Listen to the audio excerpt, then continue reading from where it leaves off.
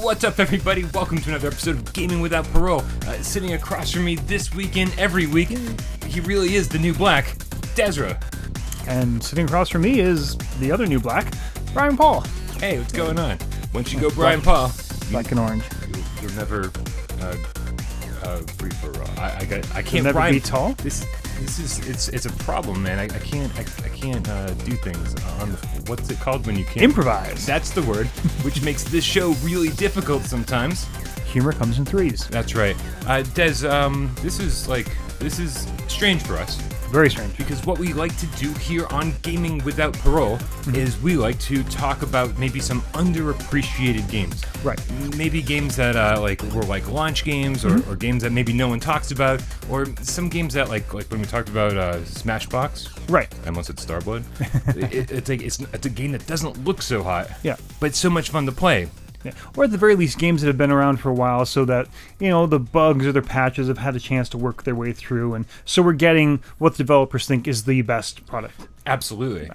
And so when we both got our hands on this game last week, we were like, "Holy crap, we need to talk about this." Yeah, we need to drop everything and talk about. I'm waiting for you. Oh, okay. I was gonna have a funny joke. You always say the name of the game. Yeah, I had I'm gonna do a little twist, and I couldn't pull a name. Yeah. Anyway, Sparc. Yay! This is Sparc. Everyone's ears are bleeding now because you screamed into them. I just watched the logos go bing. That's fun. This is interesting for many different reasons, of course. Mostly for me, it's because the developers, when they debuted this thing, they first revealed it in trailers, etc.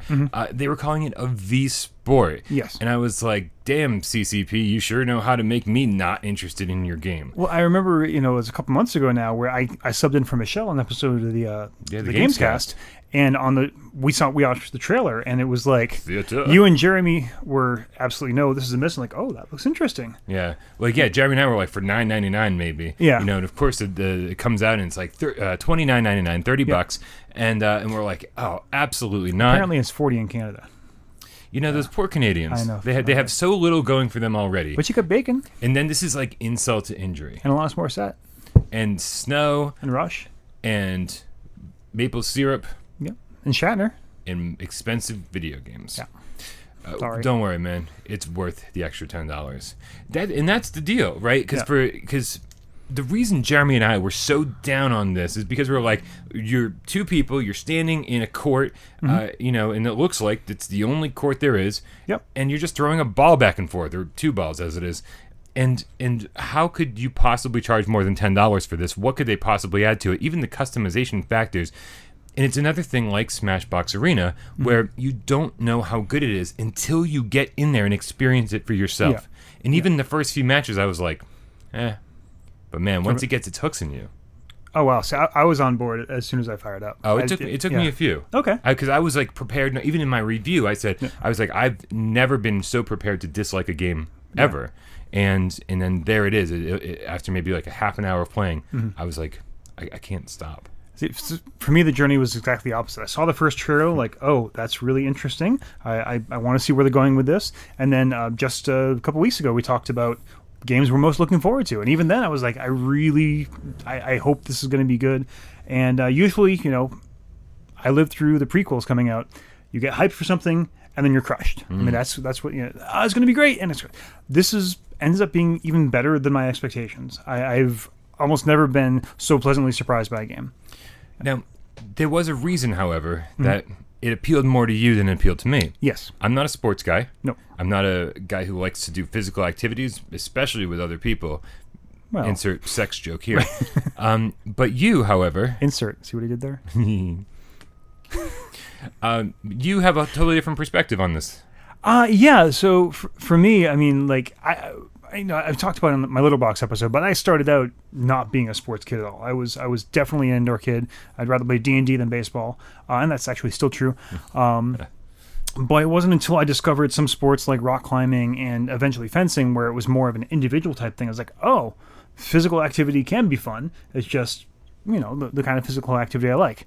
And this had the promise of being like the holodeck, a lot of times. So when I bring this to Star Trek, in Star Trek, like, you see people going on the holodeck and living through a story. But sometimes they're just there to play a sport that you can't play in the real world. You know what I'm confused about Yeah. with the holodeck? Yeah. Sorry. Okay. Sometimes they bring in their own equipment into the holodeck. Sure. And sometimes the equipment just appears in their hand. Right. Where's the disconnect there? How do I know the rules? How do I know what to bring to the holodeck to play this game? I have a perfect metaphor. Thank you. So at the fencing club, we have our equipment for people who don't have their own, Okay. but you can bring your own. Oh, I like it's this. Like you bring your own cue when you play. Exactly pool. right. Yeah. The pool hall has their own pool cues, or you can bring your own. You've thought of this before. Maybe. Moving on. So let's cover the basics. Basics, Because so often, even after people have seen my review, after they've watched me and Dave Station do our Let's Play, I still get the same comments constantly, and that's, I still don't understand how this game is played. And it's a fair comment, because before I got my hands on the game in Australia, they had it like 12 hours before us. So I'm sitting there watching Seraphim 190 play, and let's get cracking. I can't do the Australian accent, but he's awesome. And he's and I'm like, and I'm watching, I'm like, this looks boring as all hell.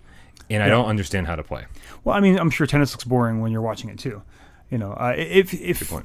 I think if you take, originally I was saying it's kind of like tennis and dodgeball, but it's not. It's more like racquetball. It is a lot like racquetball. And dodgeball, and a little bit of highlight too, actually, because you can get some real arcs there. The basic premise of the game is it's dodgeball at the end of the day. Yeah. I've got a ball, I'm throwing at you, I'm trying to hit you. True. You can dodge, and then you have your own ball. If you pick up your ball, you get a shield that lasts all of one hit. So, for instance, I pick up my ball, I have a shield, you throw your ball at me, I block it. Hooray, I blocked it. My shield goes away now, though. And then I throw my ball and try to hit you.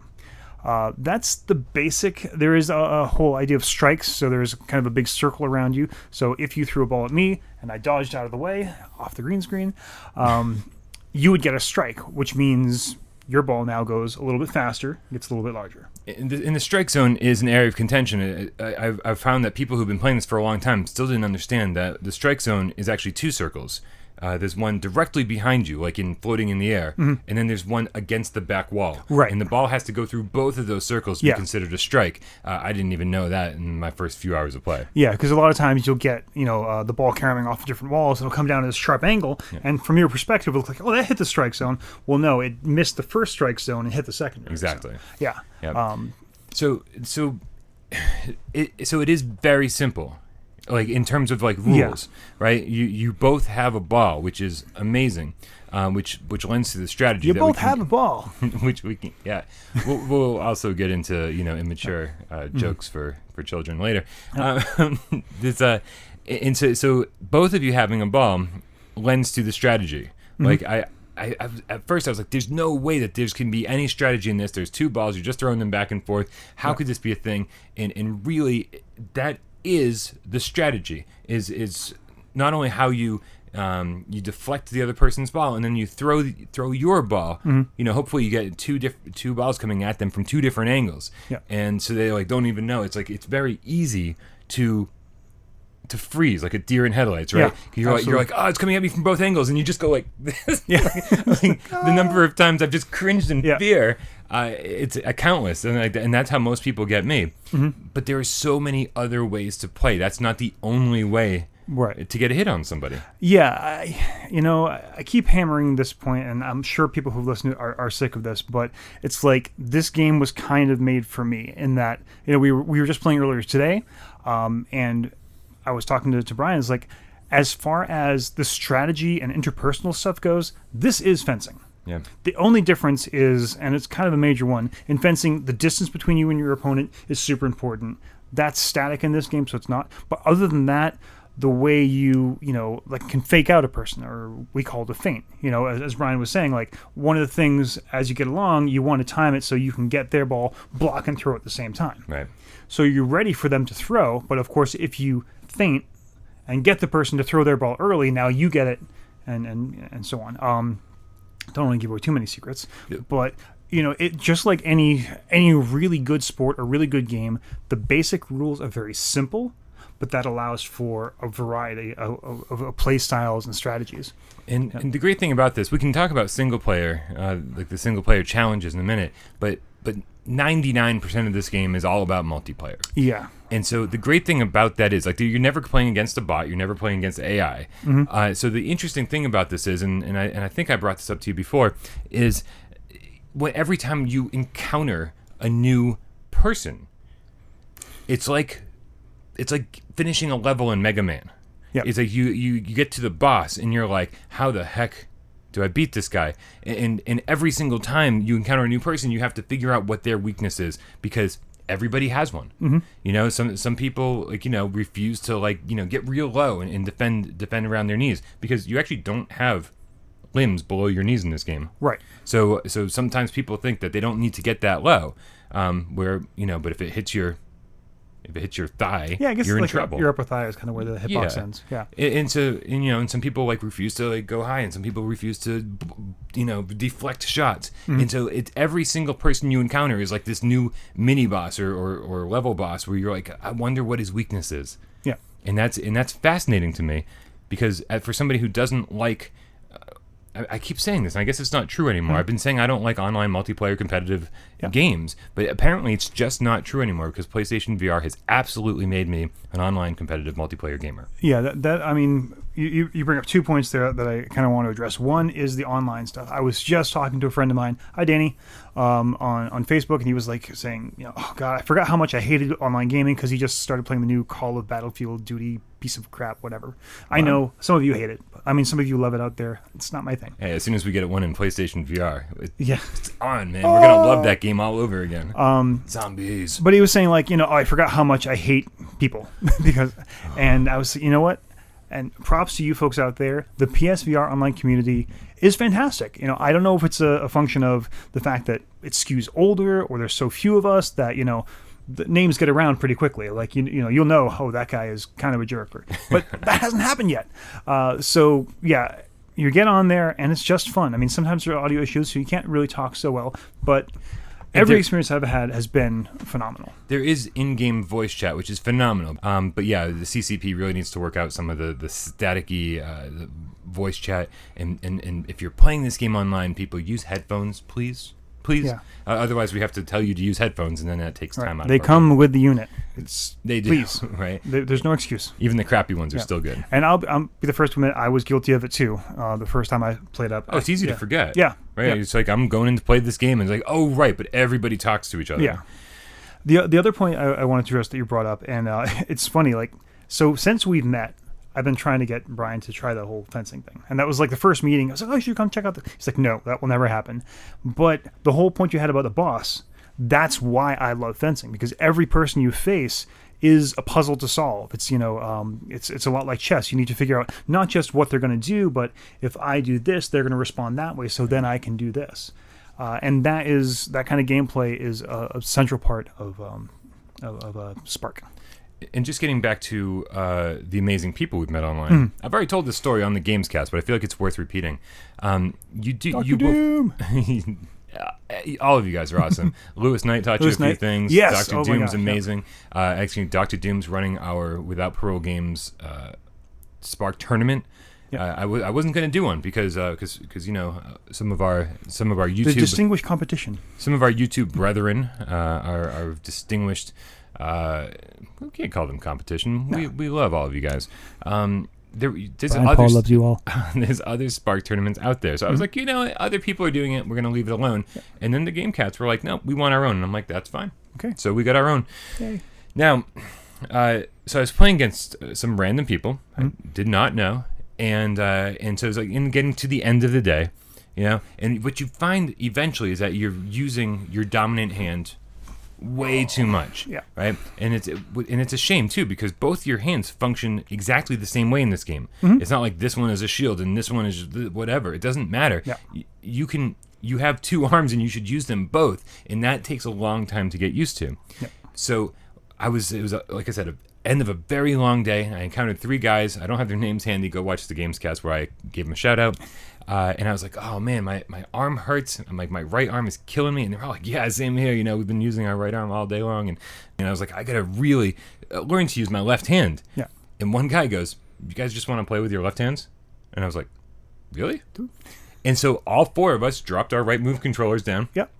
And played with our left hand. And I got to say, two things. One, I don't know any other community where anybody would suggest this and go, oh yeah, everybody, that's a great idea, let's do it. And it was just like this fluid thing where like no one had any objection or anything like that. We all just did it, and it was fun. And the other thing, excuse me, the other thing is, holy crap, my left arm game is so much better now. Yeah. Yeah, if you're getting tired, just put down the other controller and use one hand. And even if you lose a few matches, you will eventually. It will help your overall game eventually. Just a little tip. Yeah, this brings me to like one of the things I like the best about Smashbox Arena, which is, I guess really needs to be kind of brought up in this conversation too, is it does give you that sense of play, of like, hey, we're getting together, getting the neighborhood kids together, we're going to do stuff. And maybe you're not necessarily going to play by the established rules. And that's awesome. I mean, the best games allow for play, allow for experimentation. And I think we have, again, a great community where you can find 3 random people who aren't just like, I want to kill and destroy and beat you no matter what. Right. It's just like, hey, that sounds fun. Let's try that for a bit. Yep. Especially, I think, partially because it is so new. We haven't had, there are no super pros out there. Well, actually, no, that's not true. There are a few, I think day one there was already super pros. Yeah. I couldn't believe it. Yeah. So, I gotta go. I'm gonna go find another match, please.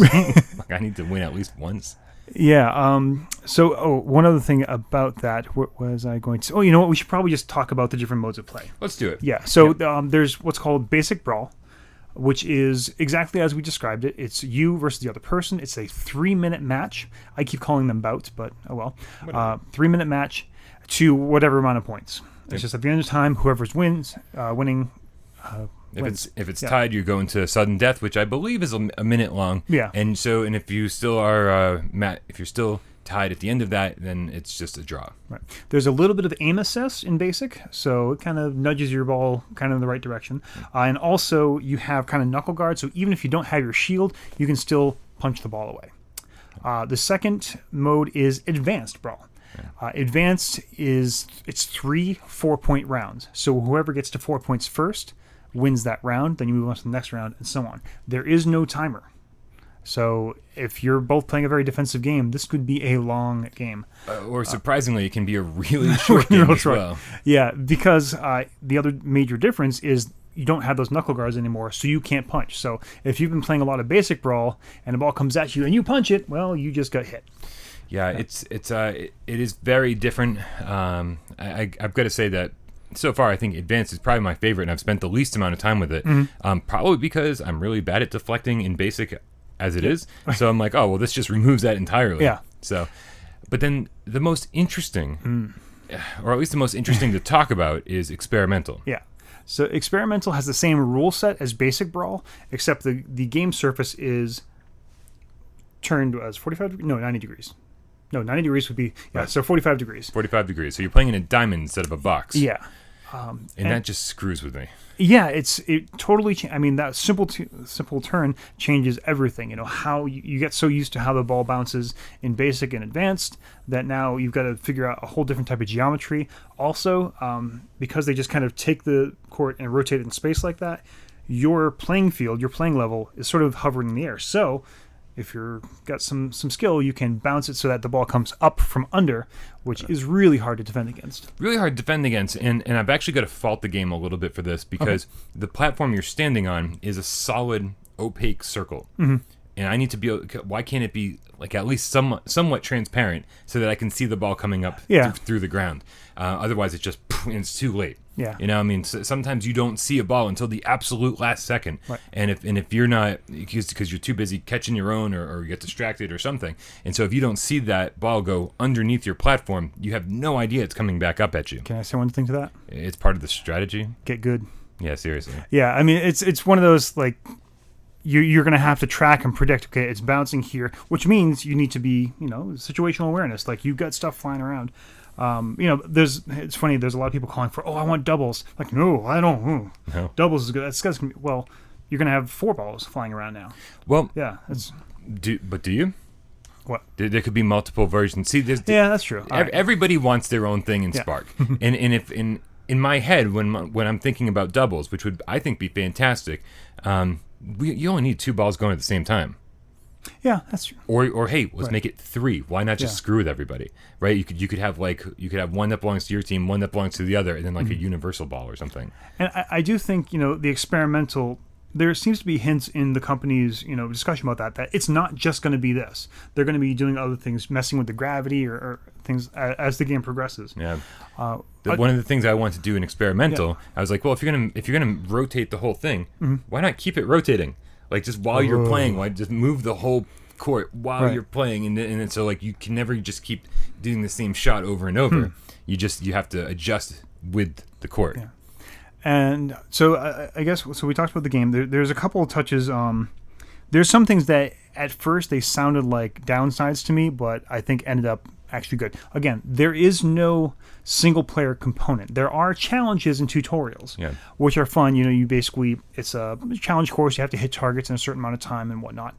Those are great. I still want to work on some of those, get my times up. But there is no like face another opponent. Right. That's not. And at first it's like, oh, well, what am I going to do when no one else is online? That's not the point of this game. The point of this game is to play with other people. The second one, and it sounded kind of stupid at first, so when you get into a lobby, you may not start playing right away. Yeah. There's going to be, you'll actually see the court, which is kind of cool. You see the two people who are playing, and you basically, you put your quarter down on the arcade machine. You say, okay, I got next game. You join the queue. Yeah, and you play your game, and then you're booted out, and you got to wait again. Yeah, which is, again, like you said, at first seems like a downside. You're sitting there, and it is cool watching other people play because it almost looks like a diorama that you're looking at. Yeah, it's really and everything looks really slow. Like, no matter how fast they're throwing those balls, from a distance, it does not have the same impact. So you got to remember that, like, the people in that little diorama are... right. It's definitely some craziness going on, even if it looks slow-paced. But the great thing is that when I'm done a 3-minute match, man, I need a 3-minute break. Oh yeah, because I play this game for hours when I play. Like I don't go in for one match. I go in for like 3 hours, and man, at the end of like the first half hour, I'm breathing heavy for sure. That is one major difference between fencing and Sparc. And fencing, when you score a touch, everything halts for a second while you reset. Yeah. This, you get a touch or you get hit, you're right back. So double touches, oh yeah. Getting hit by two balls within a fraction of a second of each other happens all the time, and it sucks. It really does suck. You go from having like a substantial lead to being tied to being and it's funny because this reminds me of Super Hot in a strange way. All right. Like obviously time is moving no matter what you do here, but in Super Hot, like you get those Zen-like moments, right, where you're just like, I'm just doing this and this and boom, boom, doing a whole choreographed movement. And sometimes I fall into the same Zen-like state where I feel yet again like Neo in the Matrix, where you're like, I got my shield, boom, throw, boom, boom, and I'm like, I'm not even breaking a sweat right now. Like when you get into that zone, you can do everything with fluid, smooth, like quick, but not like painful movements. And it's amazing when you get into that zone because you're like, I'm like the Sparc master right now, and then you get hit with two balls in the face. So the other athletes in the audience are all kind of smiling and nodding. Do you know what athletes call that? In the zone? Being in the zone. Yeah, that's exactly kind of the high we're chasing in our sports is getting good enough so we can be aware enough. So it's that we're not thinking about what's happening. We just know we know what to do enough so we can see what's happening and just accomplish it. Yeah, when you're able to achieve flow, that. That's the other term for it, psychological flow. When you're able to achieve that in like such a frantic match, there's no better feeling. Right. Well, and the best competitors, that's what makes them better, is because they're at the point where they can do that. And that takes time. I mean, like I think we were talking today, since it came out, I've probably put in 6 hours total. Yeah. And you put in I put in 6 hours like in a day. Yeah. I'm not even close to getting I'm still just like learning how to use the controls and not make a fool of myself. Can we talk about the controls for a second? Yeah. This is yet another game.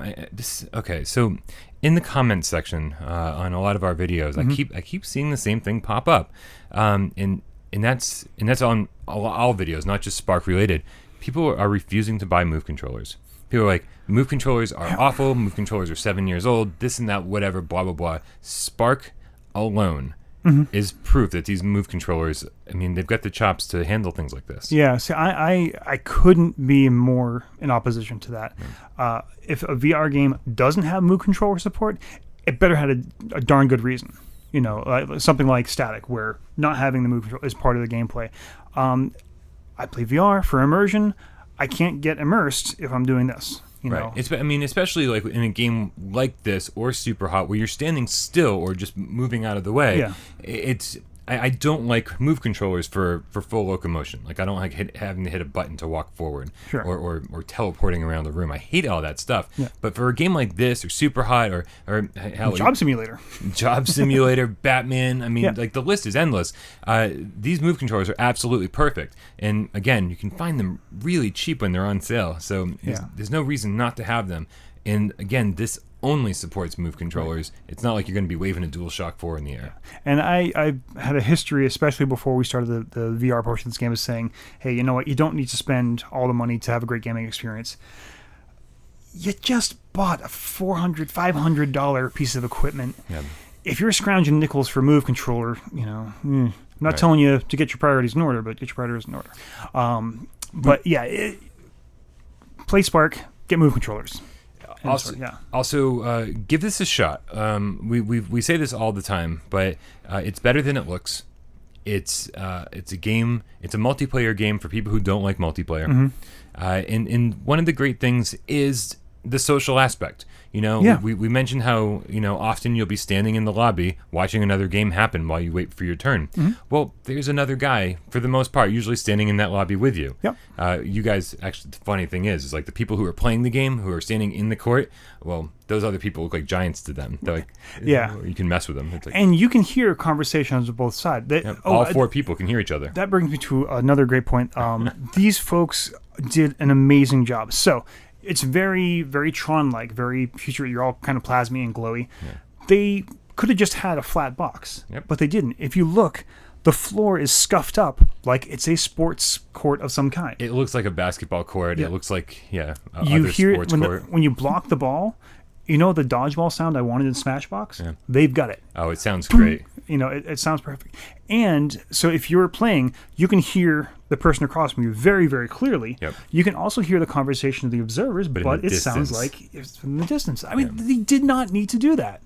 Yeah. But thank God they did. Yeah, it's just icing on a really, really delicious cake. Yeah, I really I can't wait to see what CCP does in the future with this game. Yeah. Because like I said, it was a game that I had zero interest in, and now it's one of my favorite, if not my favorite PlayStation VR game. So before we, kind of wrap this up, we have been super positive about everything. Are there any negatives? Just like, this is, I don't like this. Yeah, sure. Okay. Matchmaking isn't as easy as it should be. Yeah. The great thing is like when you and I were playing today, I constantly forget that I can do this. I can under the on your PlayStation 4 home screen, when you go to the Sparc tile, if you go down, you can see your friends that are playing it. Yeah. And right next to your name, there's a little box that says join session. Right. So you don't actually need to send invitations. One of you just needs to jump into the game, and the other person needs to realize that that's there and hit the join session button. Yeah. It doesn't always work. There's definitely some online problems with this game right now, where like you can't always join your friends. It could be made a little bit easier. Yeah, that would be great if you could set up like private courts or something. Like, let's say we wanted to hold, right now the competition we're putting together is basically going to be, okay, you two have to play sometime in the next 2 weeks, record your score, which I mean is going to be great for people with varying schedules. But if you want to just have a tournament, it would be great if we could just like reserve a court and just say for like Saturday 2 to 3 o'clock we want this court. Yeah, that would be nice. There are some, and I think this is just because it's still so new, there's some glitching issues. Every once in a while your hand just kind of flies across. That's, again, PS4 motion tracking issues. I haven't really had that kind of problem, but we have certainly experienced things like you hit a ball and it just like goes ridiculously slow across the board. Oh, we saw one today that I've never seen anything like this. At first, because sometimes there'll be a little glitch and the ball will just kind of hang in space. Yeah. But that's just kind of like a fake ball, I guess, and your real one is still here, and just this weird artifact. It was moving so slowly, I thought it was one of those. But actually, if you watched it, it was just ever so slowly. And I was along. watching from outside the court going, Yeah. what is going on It looked like it was hanging in space, so we just kind of waited Yep. till it got close to for me to hit and bat it out of the way. There's that, there's some audio issues that aren't necessarily the headphone parts. I will say it must be some smart algorithms. They definitely see, like, if there's some lag, the first thing to go is the audio. Oh, good. I was playing someone who was in Louisiana, like during the rains and all that, and his audio was choppy and lagging, but the gameplay was still great. Awesome. But it's an online game. There's going to be network connectivity issues. That's not their fault. It's just the nature of the beast. That's kind of it. I can't. It's in the things we're talking about. They're so minuscule and they happen so infrequently that like I can't say anything but buy this game now. Wholeheartedly recommend it. 12 Sparc balls out of 12. Like I don't. Yeah. The only thing I'm missing is a Sparc T-shirt. All right. Yeah. If we were going back to our old scoring system, it's obvious. Just buy this game. It's fantastic, and like Farpoint, don't worry about the online community. As long as you have one person that likes to play this game with you, you'll always have a game to play. Yeah, I would say, like, don't just buy this game. If you're on the fence about buying PSVR, this game is a reason to buy one. It really is, surprisingly. Yeah, a game that I was not interested in. Third time this episode, I've said it.